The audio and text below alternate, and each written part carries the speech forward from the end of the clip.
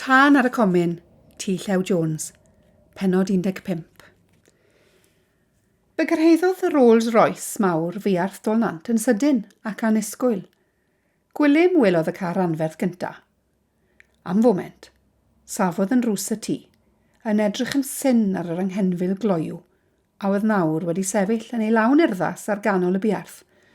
Rhedodd Gwilym i'r tŷ, cyn gweld neb yn disgyn ohono. "Dad, mam!" gwaeddodd yn wyllt. "Be sy'n bod yn y tŷ te?" gyfnodd Megan, a oedd wrthi'n rhoi'r llestri te ar y bwrdd. "Hei, mae Rolls Royce mawr tu fas, nad?" Roedd Tom Ifans yn rŵm ffrynt yn darllen papur pan redodd Gwilym i mewn. "Dad, Rolls Royce!" Yn ble? Yn ble?" gyfnodd Tom Ifans gan roi bapur lawr. "Ar yn clos ni yw. Mae wedi stopo tu fas." Y nefodd fawr, neidiodd Tom Ifans ar ei drad. Roedd e wedi sylweddoli mewn ymrantiad pwy oedd yn y Rolls a pham oedd wedi dod i Dôl Nant. Rhythrodd at weilod y grisiau gan weiddi. "Mary, dere, mae wedi dod!" Roedd Mary Ifans wedi mynd i orwedd tipyn fel y byddai'n arfer gwneud ar brawn sul.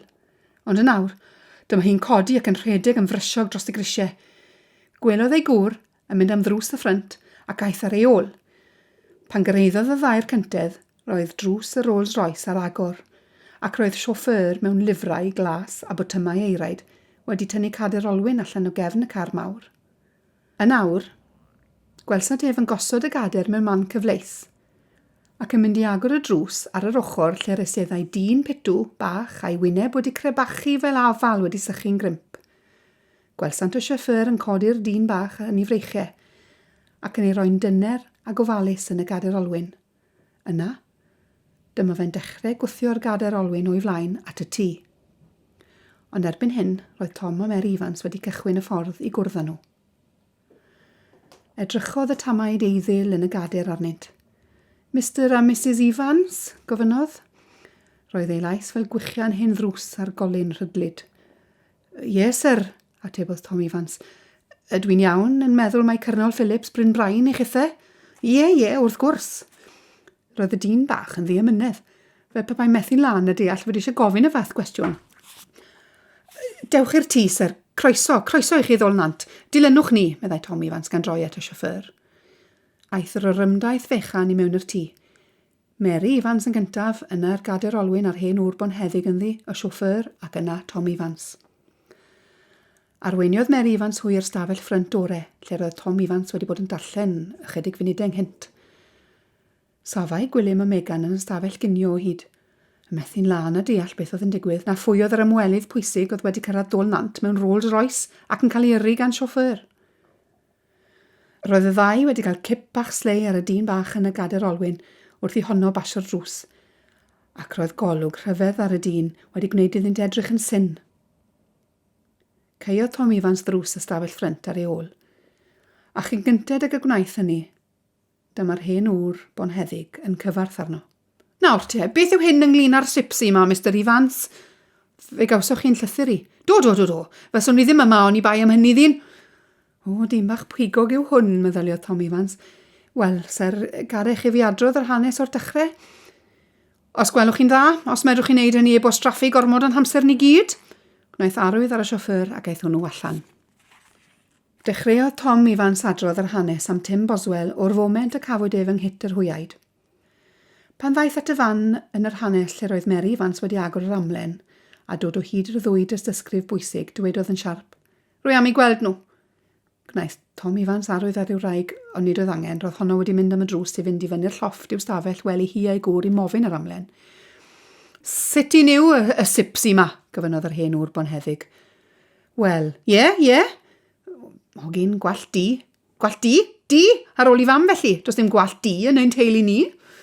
"A llyged glas, dipyn yn eithriadol o las, sir."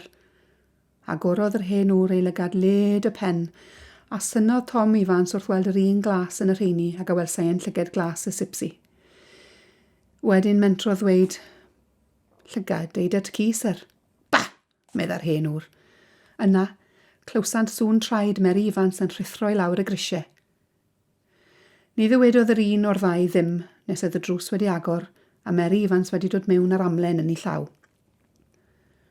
Estynodd yr amlen i'r hen ŵr, ond sgwydodd hwnnw i ben. Bob yn un wedi ei hagor os gwelwch yn dda, madam. Cododd ei ddwy law, a gwelodd y ddau ei bod wedi ei hanffurfio gan y ffreitis. Tynnodd Mary Evans y ddwy dystysgrif allan o'r amlen. Agorodd y dystysgrif briodas yn gyntaf, ac aeth ymlaen at yr hen ŵr a'i dal yn agored o flaen ei lygaid. Plygodd yntau ymlaen yn ei gader olwyn i edrych yn graff arni. Sir, meddai Tom Evans, oeddech chi'n gwybod? Disgwyliau ef a'i wraig y byddai'r hen gyrnol yn rhoi rhyw ateb ffroen uchel i'r cwestiwn na. Ond yn rhyfedd iawn dywedodd mewn llais mwyn. Fe sgrifennodd Walter, fy unig fab, lythyr i mi o Ffrainc, yn dweud ei fod e wedi priodi sipsi.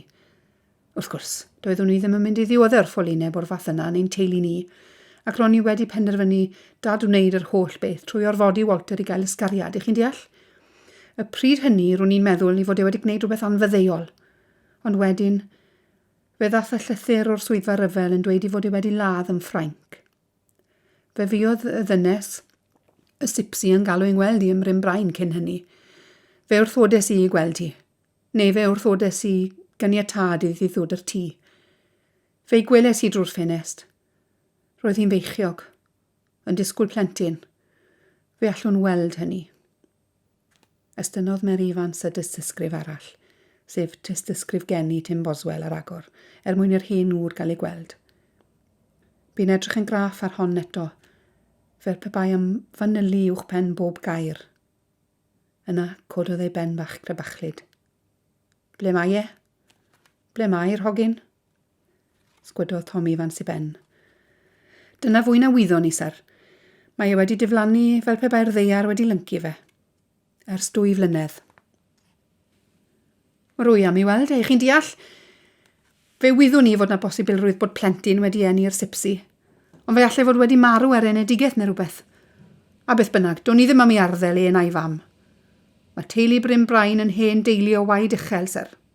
Meddai gan edrych yn ffyrnig ar Tom Evans, a doeddwn ni ddim yn mynd i ddioddau gwaed sipsiwn yn gymysg ag e. Ond wrth fynd yn hun, rwy'n 47, sir. Rwy wedi dechrau cloffi rhwng dau feddwl. Fel mae pethau ar hyn o bryd, fe fydd y stad a phopeth yn mynd i rodni, mab fy chwaer ar ôl fy niddi. Does gen i ddim yn erbyn rodni, mae gwaed gwir bonheddig yn ei wythiannau fe ar bob ochr. Ond rwy wedi bod yn meddwl yn ddiweddar. Mae'r hogyn ma'n fab i Walter, y tifedd Bryn Brain. Mae'r tystysgrifau yn anprofi hynny. A dweud y gwir, roeddwn ni wedi dechrau gwneud ymweliadau yn dawel bach, cyn clywed gan y ficer am eich ymweliad chi a Bryn Brain. Chi anfonodd y detectif, sir? Gofnodd Mary Evans. Ie, ond fe fethodd y twpsyn ddarganfod dim, i fi orfod dalu'n hallt iddo. O, meddyliwch i fi am ofyn, sir, ond oeddech chi'n meddwl newid eich ewyllus? Sgwydodd yr hen ŵr bonheddig i ben. Rwy am ei weld e, siarad ag e, hynny'n gynta. Rwy am weld faint o'r sipsi a faint o deulu Bryn Brain sydd ynddo fe. Does gen i ddim syniad sut mae dod o hyd iddo, sir, meddai Tom Evans. Ond falle daw yn ôl mae rhyw ddwrnod. Mae yma ebol yn perthyn iddo fe. Roedd mae hen gaseg hefyd. Mae hi wedi marw ei henaint ers blwyddyn bellach. Wel, meddai'r cyrnol bach. Os daw e cyn i fi gael llyged am y tro la, rwy am eich i roi gwybod i fi ysmedrwch chi, ac fe ddo i weld e os byddai'n gallu. Os daw e'n rhy hwyr, fe gaiff yr ewyllus aros fel y mai, ac fe gaiff rodni etifeddu Bryn Brain. Ewch, madam, os gwelwch chi'n dda, i alw'r y dipyn sioffyr na sy gen i. Rhaid i chi aros i cael te gyda ni, sir, meddai Mary. Te, madam? Meddai'r dyn bach a'i wyneb yn crebachu'n gam. Dwi ddim yn bita ond un pryd y dydd ers blynyddoedd, ac rwy wedi cael hwnnw am heddi. Yr oedd y 4 aelod o deulu Dôl Nant ar ben y drws, yn gwylio Rolls Royce yn mynd yn urddasol araf am fwlch y clos. Cyn gyntad y garaeth o'r golwg i fyny'r lôn am y briffordd, trodd Megan at ei mam a'i thad. Pwy oedd hwnna, mami? Dadi, pwy oedd e? Edrychodd Tom a Mary Evans ar ei gilydd, a nodiodd y naill ar y llall. Yna, rhoddodd Tom Evans fraich am ysgwydd pob un o'i 2 blentyn.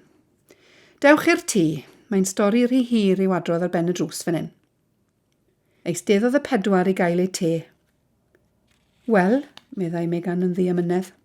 Wel, meddai ei thad, Roeddech chi eisiau gwybod pwy oedd y gŵr bonheddig yna, yn y Rolls Royce, yndwch chi? Wel, oedden, meddai Gwilym. Wel, hwnna oedd y Colonel John Phillips, plas Bryn Brain. Tad ci Tim Boswell. Beth? Roedd Gwilym wedi neidio ar ei drad a Megan wedi gollwng o llwy o'i llaw ar hanner troi ei the. O, pidwch y jocan, Daddy, meddai Megan. Dyw e ddim yn jocan, Megan. Wir i ti, meddai Mam. Yna, aeth Tom ifans ati ddweud yr holl hanes wrth y ddau. Wrth wrando'r stori ryfedd, roedd meddyliau gwahanol yn mynd trwy benna'r ddau. Roedd Gwilym yn cofio Tim y tro cyntaf y gwelodd ef, yn gorwedd yn y gwellt yng nghyt yr hwyaid, yn garpiog, yn fowlid, yn swyl. Cofiai Megan amdano'n dianc i fyny'r lôn a'i hent bwlofer coch hi amdano. Cofiodd iddi weiddi fod e wedi dwy'n ei ffwlofer.